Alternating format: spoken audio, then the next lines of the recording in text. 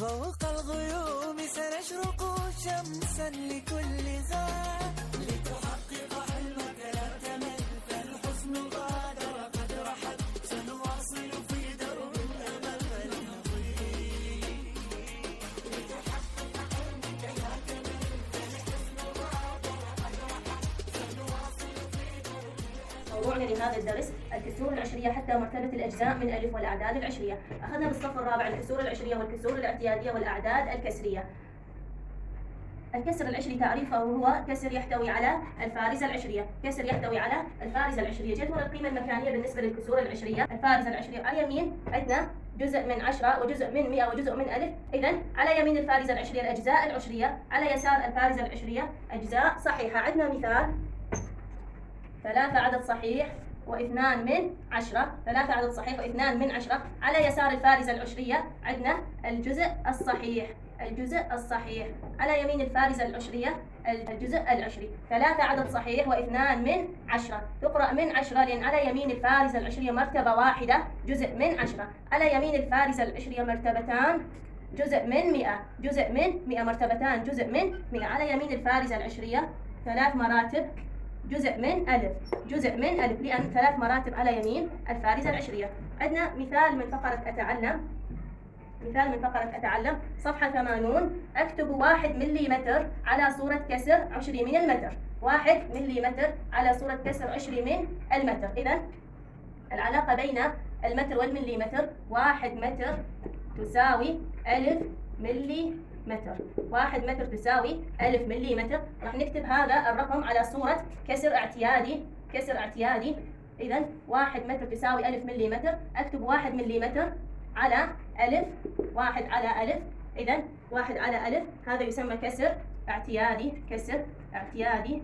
إذا راح نحوله على صورة كسر عشري. التحويل على صورة كسر عشري، خط الكسر يقلب إلى الفارزة العشرية، خط الكسر يقلب إلى الفارزة العشرية. على يسار الكسر لا يوجد عدد صحيح، إذا أعوض صفر، أعوض صفر على اليسار بالنسبة للأجزاء الصحيحة. أما بالنسبة للأجزاء العشرية المقام كم صفر بينه؟ 3 أصفار، إذا جزء من ألف، جزء من ألف. راح أكتب البسط على اليمين، على يمين الفارزة العشرية. إذا 0 صحيح و1 من ألف، 0 صحيح ويقرأ 0 صحيح و1 من ألف. فقرة أتعلم بلغ وزن طفل حديث الولادة 3 صحيح و235 جزءا من ألف كيلوغرامات. بين هذا الوزن على جدول القيمة المكانية. راح نكتب هذا الوزن على جدول القيمة المكانية. عندنا جدول القيمة المكانية، راح نكتب الفارزة العشرية، الفارزة العشرية. على يسار الفارزة العشرية الأجزاء الصحيحة، الأجزاء الصحيحة على يسار الفارزة العشرية. على يمين الفارزة العشرية الأجزاء العشرية. إذا 2 3 5، ويقرأ 3 صحيح و235 جزءا من ألف. الكسر العشري الذي يمثله الجزء المظلل من مكعب الألف. عندنا مكعب الألف، مكعب الألف يحتوي على أجزاء مظللة. مثلا ألون 4 أجزاء، 1 2 3 4. مكعب الألف الجزء المظلل، الجزء المظلل 4 أجزاء. إذا راح أكتبه على صورة كسر عشري. بداية راح أكتبه على صورة كسر اعتيادي، 4 على ألف، 4 على ألف، الأجزاء الملونة بالبسط والكل بالمقام، الأجزاء جميعها في المقام. إذا هذا راح أحوله، هذا الكسر الاعتيادي راح أحوله على صورة كسر عشري، على صورة كسر عشري. بالنسبة لخط الكسر، خط الكسر يقلب إلى فارزة عشرية، خط الكسر يقلب إلى فارزة عشرية. هنا ما عندنا عدد صحيح، إذا راح نعوض 0، 0 صحيح.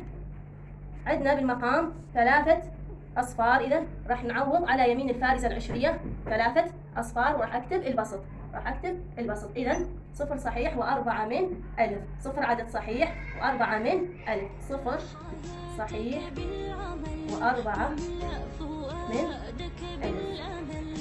40 عدد صحيح. ممتاز.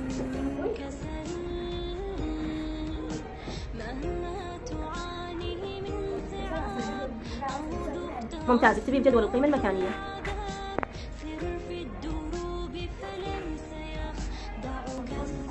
ممتاز.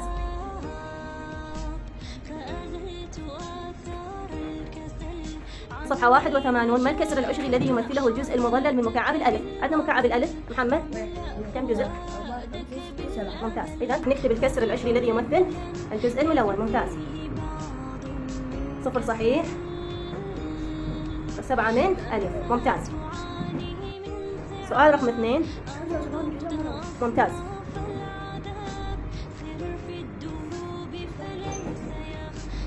صفر صحيح. ممتاز. أكتب كل مما يأتي على صورة كسر عشري أو عدد عشري. عندنا سؤال رقم 3. ممتاز.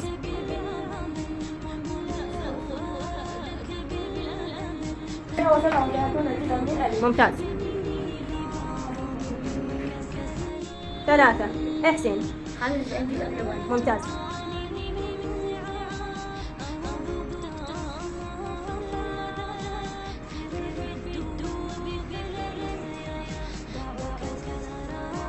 سؤال رقم 10. ما الكسر العشري الذي يمثله؟ ممتاز. إذن الحل 3 على ألف. ممتاز. أكتب كل مما يأتي على صورة كسر عشري. سؤال رقم 11. أحمد.